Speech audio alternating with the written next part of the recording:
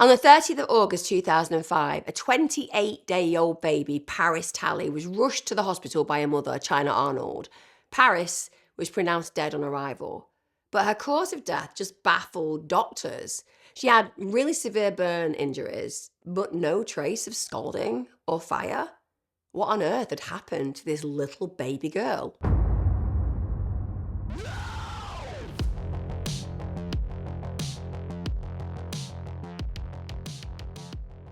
Hi guys, welcome back. Thanks for joining me. Hope you're all okay.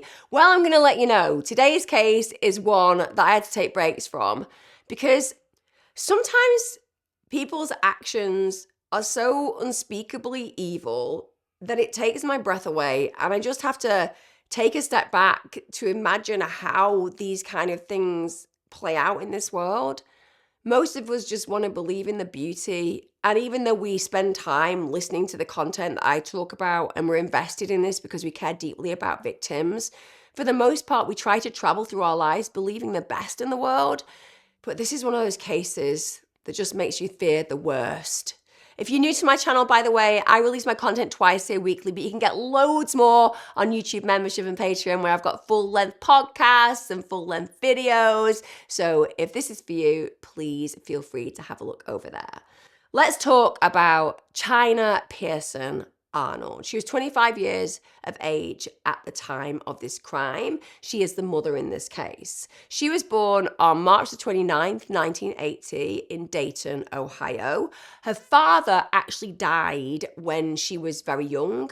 She was apparently raised in what is described as a close-knit but troubled household. It's quite an interesting description, that, isn't it? That you can have a close-knit but troubled household, because I always think to myself, well, it's really lovely that you get on with each other to some degree, but what are the troubles? What are we talking about there? Because immediately I think about dependency issues, potential alcoholism, just toxicity that can trip into what would normally be a positive family framework. Because like I said, for the most part, when we describe close-knit, it's positive.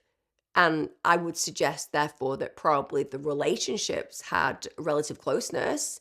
But the idea that there is trouble within the household also suggests that there is a level of chaos and toxicity. One thing that I would say about China Arnold is that she was a Girl Scout. Obviously, that tends to mean that she's somebody who wants to engage positively with peers, get involved in achieving badges and all the things that go with Girl Scouts. But equally, anyone can join. If you're a girl, you can join the Girl Scouts. But it certainly doesn't mean that we actually know a great deal about her personality just because she happened to be a Girl Scout. Now, as a young adult, she did struggle with alcohol abuse, and she ends up serving a 5-year probation for a 2000 abduction conviction. That's very disturbing. That's not a small thing to happen, is it? A 2000 abduction conviction. So in the year 2000, she was doing some really negative things. And also, it's not like it changes her behavior, because in 2002, she's charged with forgery.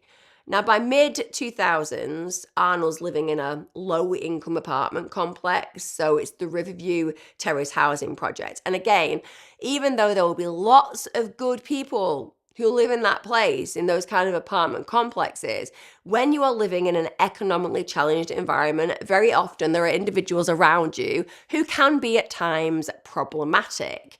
Now, she is living in this place with a boyfriend, Terrell Talley. Also, she's got her children with her. She already had 3 older children at this point. They were 4, 7, and 9. None of those children were actually Talley's. So he is stepfather in this situation. And again, the way that she's described is interesting, because it's a bit like what they say about her family. Oh, it was close-knit but troubled. Well, they describe Arnold as quiet but volatile. Now, I don't know about you. If I think about describing somebody, I wouldn't be like, all right, they're really quiet. Oh, that's nice. It's nice they're quiet. They are really quiet. Yeah. No, it's good. It's like peaceful. Oh no, they're very volatile though. They're very volatile? Yeah, they're very volatile. So they're really quiet, but volatile. It's just that quiet and volatile are literally opposites. Yeah, it's conflicting, isn't it? It's a bit like close-knit but troubled. Anyway, It bothers me when people describe these things. I'm going to imagine what they mean is they don't hear from her until they hear from her. And when they hear from her, they hear from her. Now, apparently, she and Tally argued frequently because she drank heavily. And also, he was really concerned because she was pregnant and he didn't believe that the new baby was actually his. Now, again, that is deeply problematic. If you're in a relationship with somebody and they don't even trust that you are actually being faithful to them to the degree where they think that the baby that you are pregnant with isn't theirs, you can imagine they're going to have a lot of rows about that. And obviously, because she's drinking heavily, I imagine that's why he has a lack of trust. He doesn't know what she's doing, where she's going, and who she's with. And therefore, he's putting two and two together. And whether he's wrongly making five or correctly making four, it's irrelevant because the reality is these are his feelings. Just to say, today's video is sponsored by the amazing Tester Up. It's an app that I have banged on about lots of times on my channel. It's the app where you can earn real money just by testing games, by testing apps, or simply answering surveys. Now, don't get me wrong, I completely get why some of you are skeptical because when you hear make money from an app, your first thought is that actually real? So I wanted to show you properly. I'm on my phone now. And this is my Tester Up balanced on the screen. So you can see it's a real account and you can see that the real money is absolutely visible. Now, the important thing is, and I'm going to bang on about this, that you use my specific link in the description or pinned comment, or you can just scan the QR code on the screen. Please don't just search for it in the App Store because the bonus that I'm going to give you will only work through my link or QR code. All you need to do, download the app, sign up, and then inside Tester Up, you can literally see the available tasks, the games, the surveys, along with what each one pays before you start. And some of the games can pay up to £80. And also, when it comes down to the payouts, they're really, really fast. They come out within 24 hours many times, and the app is free to try. It's also used by over 22 million people. It's got a 4.1 rating on Trustpilot. And as a bonus, like I say, if you sign up through my link or QR code, you'll get a £5 sign-up bonus to get started. So if you're watching on your TV or your PC, scan the QR code now. If you're on your phone, tap the link in my description or pinned comment. May as well get paid for the things you do on your phone anyway. Now, by August 2005, Arnold and Tally are living together with 4 kids at this point. So they're the 3 kids from her previous relationship. And of course, she's now had this newborn baby with Tally. Now, they're in a 1-bedroomed apartment at 415 Hall Avenue in West Dayton. That is stressful. Listen, at the end of the day, you've got 4 kids. A newborn is one of those children as well. You're living in a 1-bedroomed apartment. It's going to feel like chaos. Keeping on top of the cleaning is going to be really challenging. And we all know that stress absolutely incentivizes violence. If you have a predisposition, nature-wise, to be violent, you bet that stress is going to exacerbate all of those toxicities within you. So this is at a point where basically they should have an opportunity to feel more connected because they've had a baby together. And even though there is this chaos in their world, there is now a bloodline connection. But like I said, that's not how Tally is feeling at all. So when she gave birth to their new daughter, Paris, on the 2nd of August 2005, immediately they are arguing. Immediately. Paris literally comes out and Tally is absolutely confused about whether he is indeed the father of this newborn baby.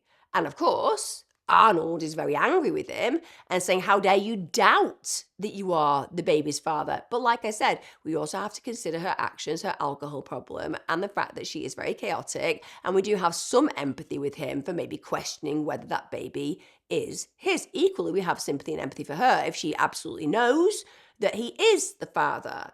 But that tension over paternity is literally simmering for weeks. And Arnold's family were very aware that one of Arnold's biggest fears was that she was going to lose Tally if he did discover that Paris was not biologically his. So if the wider family are actually acknowledging that Arnold is worried about the fact that maybe he'll find out that Paris isn't biologically his, that demonstrates that she doesn't know whether she is somebody who has had relations with other people, or indeed she knows she's had relations with other people. And it could come out that he actually isn't the dad. She wants him to be in her life. She's still in a relationship with him that she wants to work, and she's fearful. So this baby is a blocker. That's the way we have to view this in this moment. This baby is causing problems she doesn't want to deal with. She doesn't want to have this concern that maybe this guy is going to walk away because he is not actually related to his baby, even if he wishes that he was related to this baby. Now, what we do know is whilst all this is simmering, it reaches the crescendo, shall I say, on the 29th of August 2005. This is when Arnold and Tally leave the apartment together.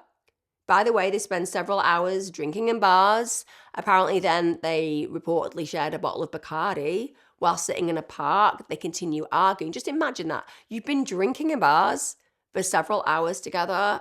You're now sharing a full bottle of Bacardi. How inebriated are you going to be? And also, what about your kids?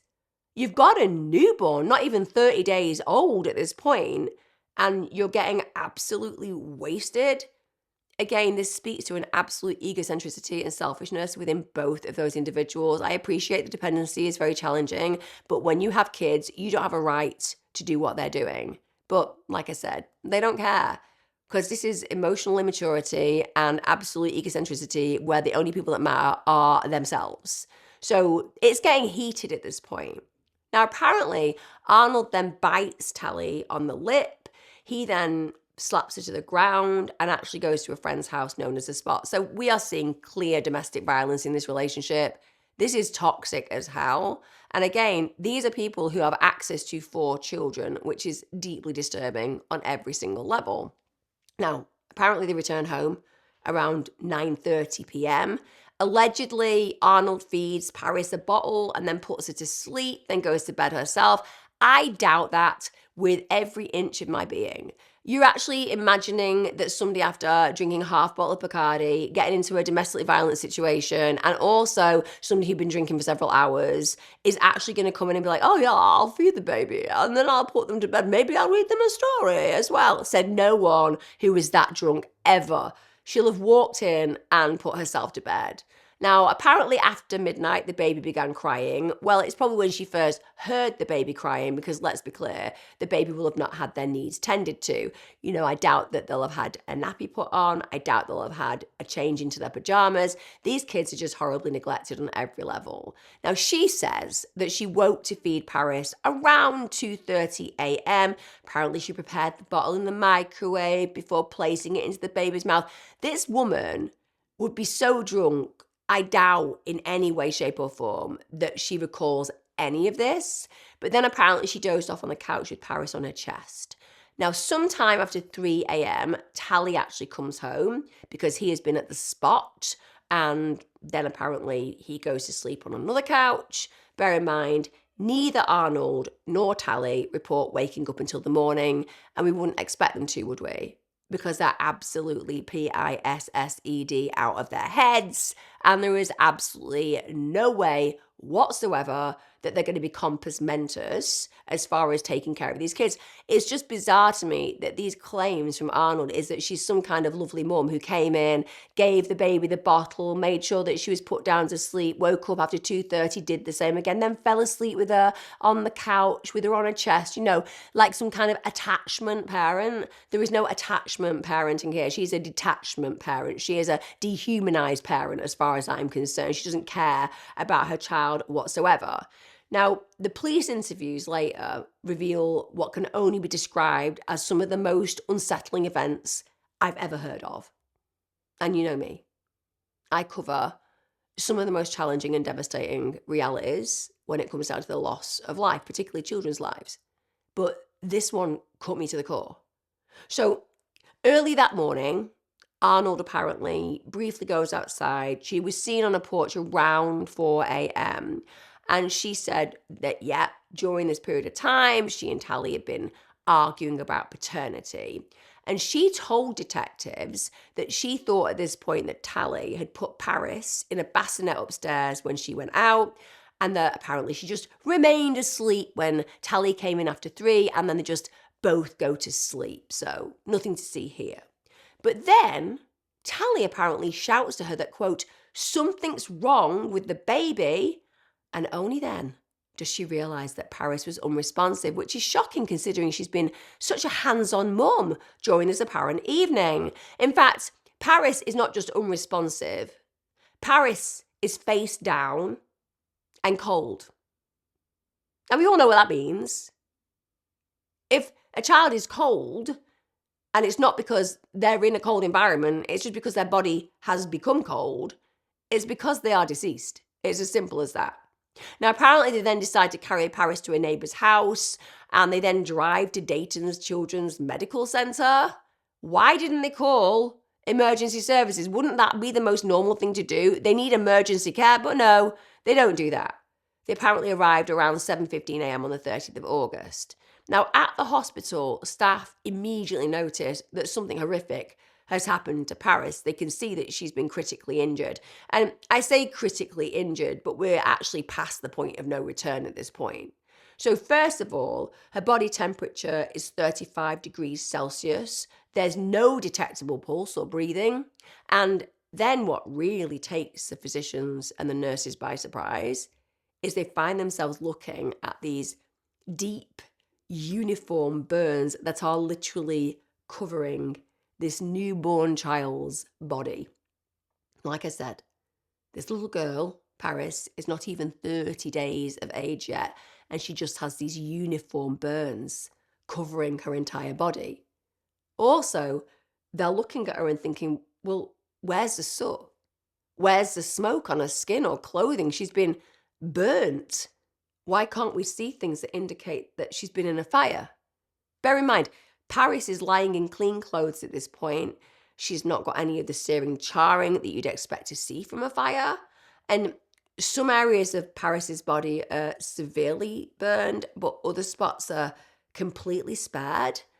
Now, this pattern, deep burns with sharp boundaries and no external flame damage, it just baffles medical staff. They've never seen it before. They don't understand what can have happened to this child. Now, in spite of the fact that this is a lost cause, as in bringing this child back to life, they still do what we would expect these individuals to do. They frantically try to resuscitate Paris for around 15 minutes. It doesn't work. So this beautiful little girl, this girl not even a month old, was pronounced dead basically just after she arrived at the hospital. Now, throughout this, how is Arnold? How is the mother? Just put yourself in that position. You've realised that your beautiful little baby is dead. How are you going to be reacting? Devastation, screaming, some kind of visceral, cerebral, emotional experience that just transcends reality because this is just all so new to you. You've lost your child. No, just remains completely calm. In fact, she just talks about what happened with relative ease, says that she returned home at 2 a.m. Yeah, she fed her, she changed her as normal because she's a great mom. And then she let her sleep with the fan on. Notice that with the fan on, I mean, she wouldn't overheat. I had a fan on her. Now, apparently, according to her, only in the morning did she find Paris's limp body and recognise that she was unresponsive. And this is just galling beyond belief. She actually said to the detectives later that Paris had been perfectly healthy when she put her down. Perfectly healthy. Perfectly healthy when I put her down. The thing is, your child is burnt horrendously. Perfectly healthy. Had a fan on her. Couldn't possibly be me. Could anyone be so redundant in a actual emotional experience? Yes, this woman. She can be that emotionally redundant. And she's just spinning a yarn that this child was perfectly healthy. Now, when asked, oh, well, what happened then? You know, on the basis that you found your baby unresponsive, well, Arnold said that she started feeling around the baby and freaked when she realised that Paris wasn't breathing. And she just believed that she'd stopped breathing in her sleep. Paris is 28 days old at that point. Like I said, she's just not acting how we would imagine any mother who cares to act. In fact, I would say what she is trying to do in this moment is to cover her tracks. Now, the autopsy was conducted by Montgomery County coroner Ken Batts, and he found that Paris sustained, wait for it, severe internal thermal injuries. I know it's sinking in with all of you right now. I know you're understanding what I'm saying. Essentially, she had been cooked from the inside out. Ken Betts described the burn pattern as matching exactly the configuration of the apartment microwave's heating element. Paris had been placed on her back inside that microwave, facing upwards towards the heat. So obviously there's no indication of an external fire or accident. Betts actually noted that the even uniform nature of the burns and that there was a complete absence of inhaled smoke absolutely indicated that she had been physically placed in that microwave and cooked. Apparently, the official way of describing this is to describe it as internal hypothermia. This is a 28-day-old baby. This is the most vulnerable of vulnerable in our world. There is nothing more vulnerable than a newborn baby. And somebody has carried that newborn baby, has opened the microwave, has placed that little baby girl on her back, has closed the door and has set the timer. And has allowed her to literally cook from the inside. When they did forensic testing on the microwave itself, it just cemented that conclusion. So technicians found Paris's partial DNA profile on the microwave ceiling. They didn't find any DNA from Arnold on that, but that means nothing, does it? It means that she probably just cleaned it. Now, the fire marshal even conducted a fit test, and they took a doll approximating Paris's size, and apparently that doll fitted snugly in the microwave. So Betts, the medical examiner, concluded that Paris died around 2 to 3 a.m. on the 30th of August 2005. At this point, armed with all this information, Dayton police began a full homicide inquiry. They re-interviewed Arnold and Tally in the days following the 30th of August. Now, initially, bear in mind, because the doctors didn't quite know, they treated it as an unexplained child death. Arnold was briefly arrested on a child endangering charge, but she was soon released after further examination found no obvious cause other than overheating. So you can imagine she's thinking to herself, brilliant, off I pop, not got that pesky newborn baby who was causing issues in my relationship. No, nobody thinks I've done anything wrong. I guarantee that would have been her mindset. Now, Tally's sister, who actually babysat for Arnold's older children that very night, they confirmed that Arnold and Tally had gone out about 7 p.m. on the 29th of August and had returned around 9:30 p.m.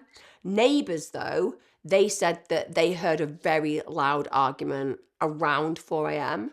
Now, that matches CCTV that actually caught Arnold on a porch at that time. And apparently when she's caught on the porch, she's actually being seen to argue with someone who isn't seen on the CCTV, but is obviously Tally. Now, police, they basically need to figure out whether there are contradictions and inconsistencies in Arnold's story. And there are. So by the third interview, first of all, police know that she was spotted outside at 4 a.m. and that the argument was around Tally's fears about not being the father of Paris. Now, Arnold, of course, initially tries to downplay both these facts, but when she's pressed and she can't really deny them, she has to admit them. Now, she tells the police the same story that she told the doctors at the hospital. She says, listen, after I got home from that night out, I fed my daughter, I laid her down, then I woke up at 2:30 to feed her again. So we're just seeing this concocted picture of what she thinks she should have done rather than what she actually did. But then they also confront her about more lies. So why haven't you mentioned that Tally awoke you at dawn? Because obviously he was deeply concerned about Paris. At this point, she just becomes really evasive and she says she loved Terrell and was protecting him. She loved Terrell and was protecting him. That's her answer. And she refuses, full stop, to explain how the burned infant ended up back in her arms. It's just bizarre. So none of this adds up. But there is kind of an intonation there, isn't there? That, oh, I'm not going to say anything because it's going to implicate the man I love. So is she trying to suggest he's the one responsible and she doesn't want to implicate him in the crime? Now, the police learn that Tally had arrived home between 3 and 4 a.m. He is telling a very different story. He says, I woke up, it's around 6 a.m. I found Paris dead on the couch. And he said, when he called Arnold, who was in the bedroom, so much for her saying that she was lay on the couch and fell asleep with her daughter. But he said, even when that was the case, and I'm shouting her because I'm obviously distraught about the baby, it took several attempts before she even bothered to come down. And then, obviously, as we know, they drove to the hospital with the baby. Now, while the investigators are still basically working to pin down a timeline, which is problematic because Arnold isn't actually being forthcoming, in May 2006, the coroner actually alerted detectives to recent reports of infants that have been harmed by microwaves in other states. So this is not a one-off. I have actually covered another story on my channel about a baby that was microwaved. This was when a mother was actually dealing with, I suppose we would call it postpartum psychosis, still inexcusable. But we're not talking about this here. This is not a woman who hasn't got capacity. She has capacity. And also, it's alarming that other people are literally microwaving their babies to death and microwaving their children. Now, at that point, the police re-examined the Arnold home, and on the 18th of May 2006, one of the things that officers do is they search the apartment with help of forensic specialists. They really want to go to town and make sure that they are figuring out exactly what has happened to this child. So at this point, they do find Paris's DNA inside the roof of the microwave, and one lab tech actually noted a small piece of tissue that was actually consistent with burned skin, literally embedded in a plastic water tub found in Arnold's bathroom. So likely they are Paris's remains having leaked from the microwave. It's just grotesque on every level. Poor Paris. Now, police also interviewed bystanders. So there was an 8-year-old boy, MQ, and MQ later testified that on the morning of the 30th of August, he apparently saw a different child who was Arnold's nephew walk into Arnold's kitchen holding the baby, apparently heard the microwave ding, and then later glimpsed the now burned Paris in the turned off microwave oven. Now, understandably, if the police are given that kind of information, that is going to create immediate confusion. You're thinking, no, we have got the right person in the line of fire. This is the mother or the man who's claiming to be the father, although he's confused about whether he really is. They are the two most likely suspects. But then you've got this 8-year-old saying, oh no, I saw other child actually carry this baby, place him in the microwave, and I saw the baby afterwards. So again, that causes issues because you have to follow leads. And it's a really serious lead if you've got a witness who's a first-person testimony account. Nonetheless, on the 27th of November 2006, police do arrest China Arnold and they charge her with aggravated murder. She was formally indicted in December 2006. Bear in mind, this is nearly 15 months after Paris's horrific death. Now, Arnold's attorney, a guy called John Paul Rion, he just goes straight for, she's innocent, absolutely innocent. Not even going to suggest that she's been involved. Rion said, we have a mother who has lost her own daughter. That will plague her and follow her like a shadow for the rest of her life, except for when we actually see her in real life, just not really being that bothered in hospital about the fact that her kid's dead, just remaining completely calm and being more concerned about the relationship she has with the guy. But apart from that, she really is haunted by this. I know he's got a job to do, but her actions do not demonstrate what he's saying. Now, he also said that Arnold had been drinking heavily with a boyfriend and had no clear memory of the early morning. We're going down the road of, my client is innocent. How do you know? She doesn't remember anything. Couldn't she therefore have done something really awful and just not have remembered? No, we're saying that she would remember that, but in this case, she remembers nothing, which means that she's entirely innocent. This death is following her like a shadow. Honestly, none of us buy this, right? Now, he clearly is going to do what we expect defending lawyers to do, say, it was him. Yeah, so he points directly to Tally and says, this man is a possible suspect. And he actually goes on to say, a lot of the times, the police should be looking at whoever finds the baby. I mean, really? Really? Whoever finds the baby is immediately the guilty party? That just does not play out in so many circumstances. Don't get me wrong, the police always look at who finds the baby, but they also look at the evidence around where that person was, what time they were present, whether they were there at the time of the death of the child. They do all of those things. They don't just go, you found the baby, it's completely your fault. Can you imagine being somebody who discovers the body of a child? And this happens. You know, babies are found who've been sadly just disregarded by a person who's given birth and they lose their life. Imagine being the dog walker and the police are like, it's clearly you. Obviously, it isn't. That isn't the way these things work. But this is what he is trying to push. It's probably him who's responsible, the potential father.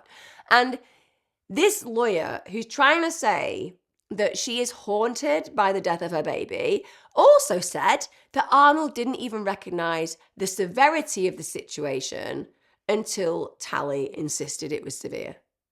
So this is the kind of mother who has to be informed by her partner, our baby's really, really, really, really, really, really sick, if not dead. And he has to insist again and again for her to even acknowledge the severity of it. That speaks of somebody who has absolutely no connection with this child and no connection with the role that she should have as a mother for this child. Now, this defender said that the trial was going to expose other suspects and science, which was going to show it wasn't her. Science? I'm not sure what science is going to do. Just like open the door and science walks in. It's quite a big deal to have science at the court. I mean, what is science going to show? Now, local reporters documented that Arnold herself was apparently shocked by the news when she found out her child was dead. But this is not, of course, how those medical individuals who first had to deal with this beautiful little baby who's been killed at the hospital, they didn't feel that. They didn't feel that she was somebody who was shocked. She didn't seem to care. That's what they said. She wasn't bothered by it. It didn't affect her. So now we're meant to believe that Arnold was shocked when she found out her child was dead. And with the press in a private interview, she said, they told me it looked like somebody had cooked her. I don't know why anybody would do that to her. No, neither do we. It would take a real monster, wouldn't it? A real monster to put a baby in a microwave and to cook that baby. Now, the trial of Arnold does not go as smoothly as we may like it.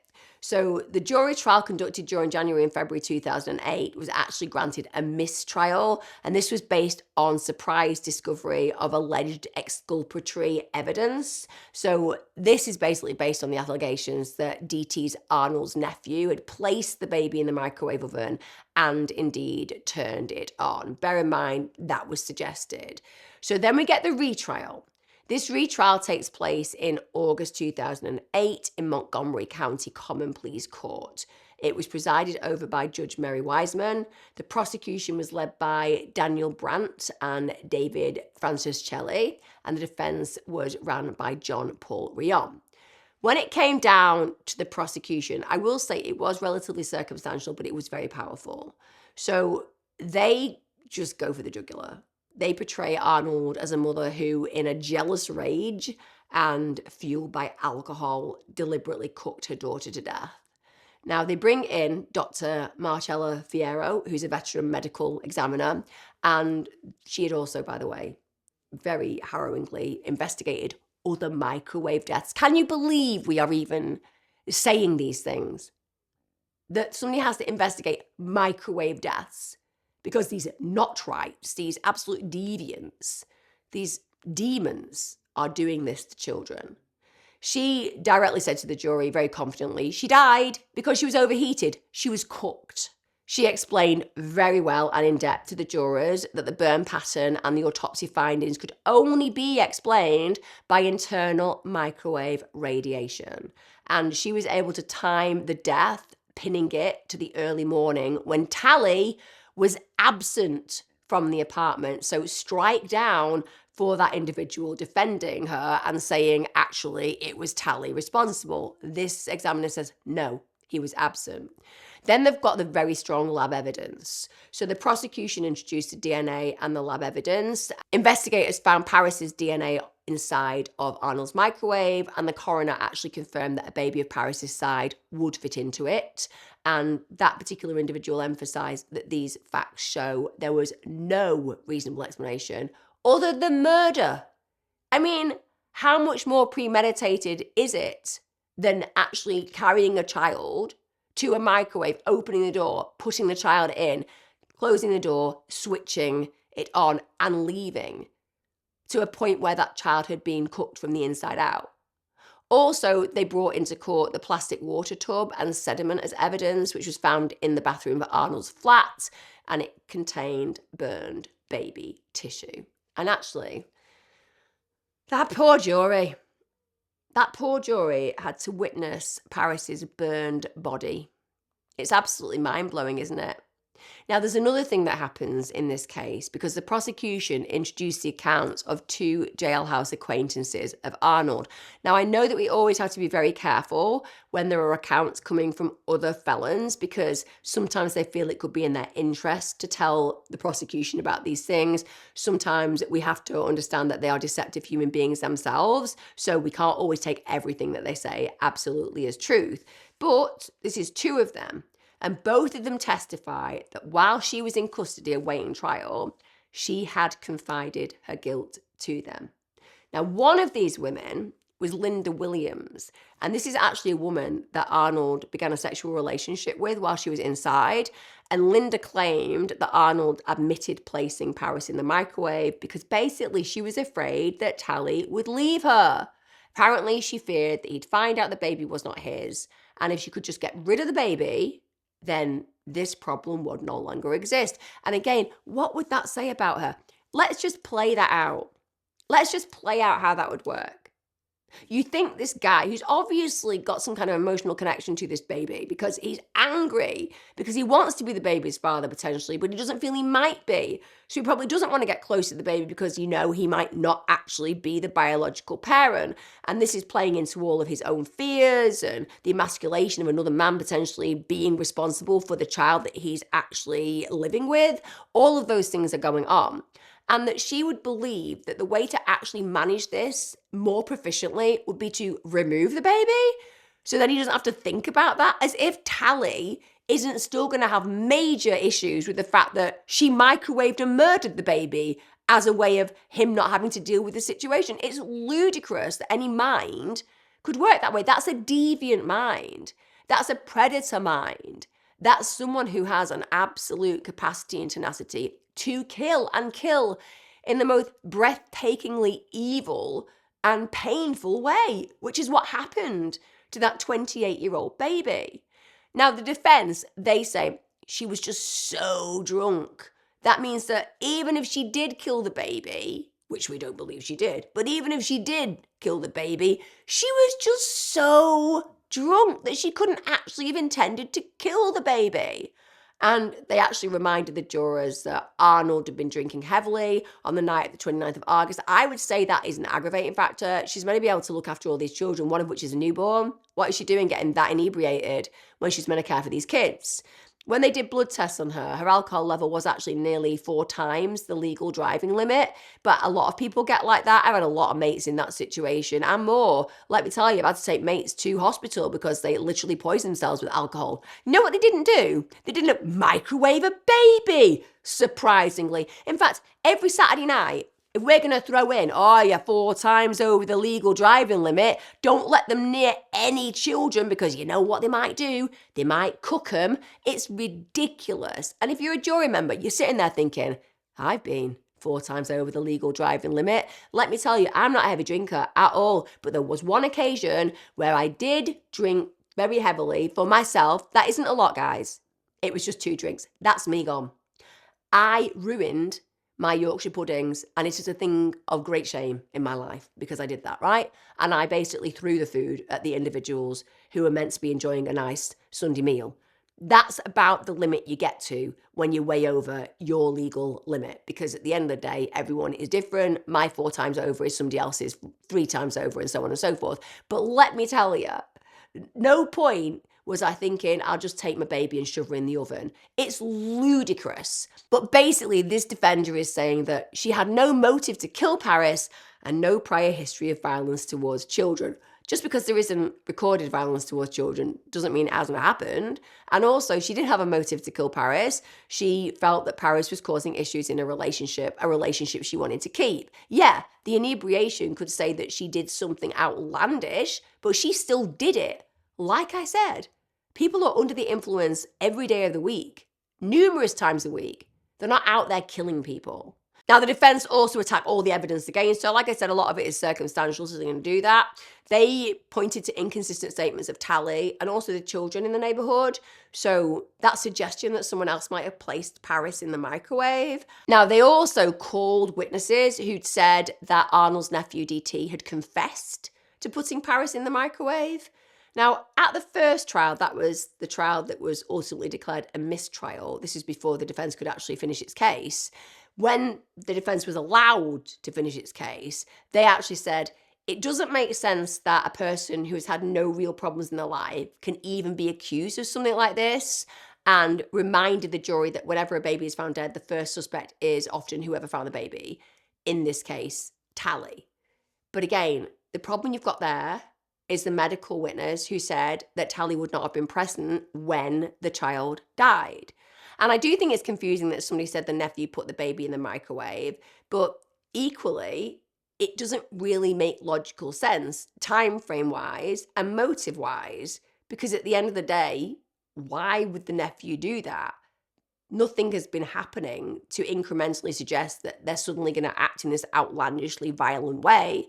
And the defense drawing it back to Tally when it's also, as far as the jury being concerned, probably been dismissed by that medical examiner whose strong case of suggesting that this baby had definitely been microwaved and the time frame is pinned to when he wasn't present.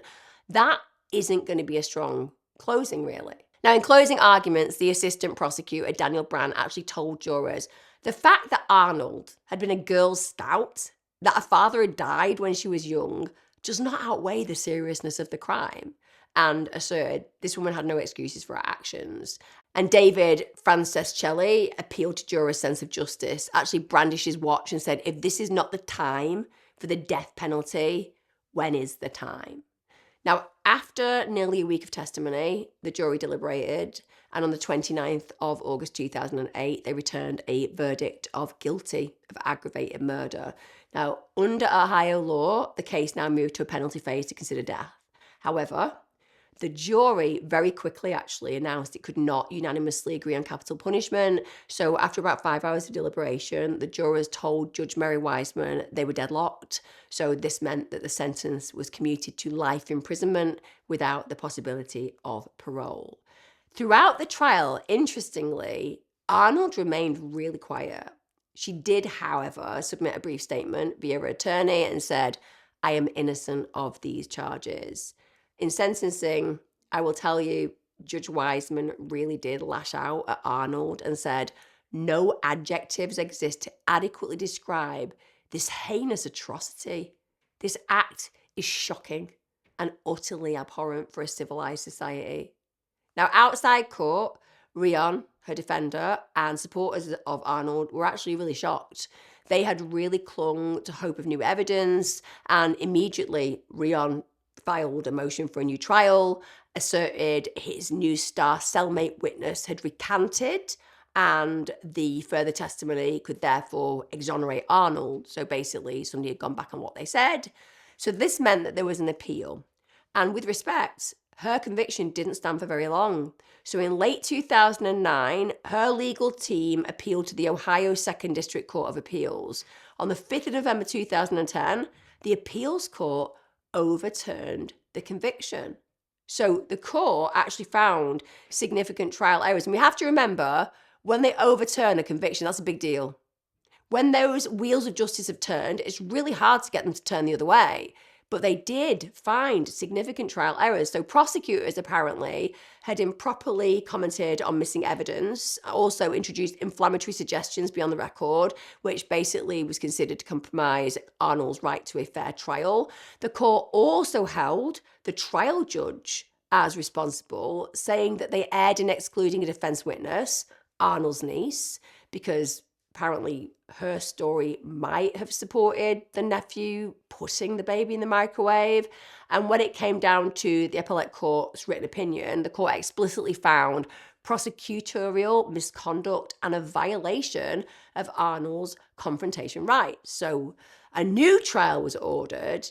And don't get me wrong, state prosecutors did seek a reconsideration, but it was unsuccessful. But all the while, Arnold still remained in custody pending the retrial. So now we get to the third trial, May 2011. The case goes to court for this third trial. The prosecution basically just represents its case. It only has a few minor adjustments, and the core evidence, so Paris's injuries, the microwave DNA, the jailhouse admissions, all of those were unchanged. Now, the prosecutors apparently couldn't present live testimony from Linda Williams. That was a cellmate who was in a relationship with Arnold, but they could play her prior video deposition from 2008. So this basically summarized her prior account of Arnold's confession. Now, Arnold's defense lawyer, who is now Kevin Lennon, he just argued again, intoxication absolutely left Arnold without intent, so she didn't premeditate what she was doing, or that potentially it wasn't even her who did it, it was DT or another person who placed Paris in the microwave. When it came down to the verdict, once again the jury deliberated and they returned a guilty verdict on the 13th of May 2011. Like again, in the previous trial, jurors were deadlocked on penalty phase. When it came down to the sentencing, Judge Wiseman decided to order a psychiatric evaluation of Arnold prior to sentencing. So 2 defense psychologists testified that Arnold was of average intelligence and had no signs of serious mental illness.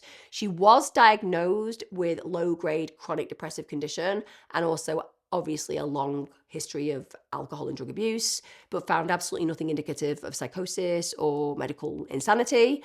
Then Dr. Jeffrey Smaldon, who's a clinical psychologist, said that Arnold's symptoms, while real, would have justified that nothing happened here. So basically implied her mental state did not exclude the murder of a baby. Now, prosecutor Brandt again argued, listen, this crime is deliberate. Is without justification. The defense, of course, repeated that life without parole was appropriate. They didn't want the death penalty and said, this is not a person who is a bad candidate for living in prison. On the 20th of May 2011, Judge Wiseman imposed life in prison without the possibility of parole. Now, you won't be surprised to know, just in line with the defense, there have been further appeal attempts. Arnold and her lawyers have pursued every single appeal available. In 2013, December of that year, the very same appeals court that overturned her first conviction affirmed her 2011 conviction and also her life sentence. So her claim of judicial error and remaining challenge to the death penalty procedure were rejected on the grounds that Ohio's capital sentencing scheme had changed. So in 2014, Ohio Supreme Court declined to hear her case. This made the life sentence final. In a written statement, Montgomery County Prosecutor Matt Heck Jr. said, this defendant was found guilty by 24 jurors during 2 separate jury trials, with today's decision by the Ohio Supreme Court declining to accept her final appeal. We hope that, finally, this horrifying case is closed and the defendant will serve the rest of her life in prison for murdering her own 28-day baby in a microwave oven. As of 2025, Arnold remains incarcerated at Ohio Reformatory for Women in Marysville. Whether she'll spend the rest of her life there, who knows, but she will spend the rest of her life in prison. I wonder how some of you are feeling about this. I am horrified when I think about the fact that somebody actively took a child, a 28-day-old baby girl, to a microwave oven, placed her in there and turned it on, and then let her burn. I cannot comprehend how this has happened. And I suppose that some of you will feel a level of confusion. Did she do it? Was it her? Or was it somebody else?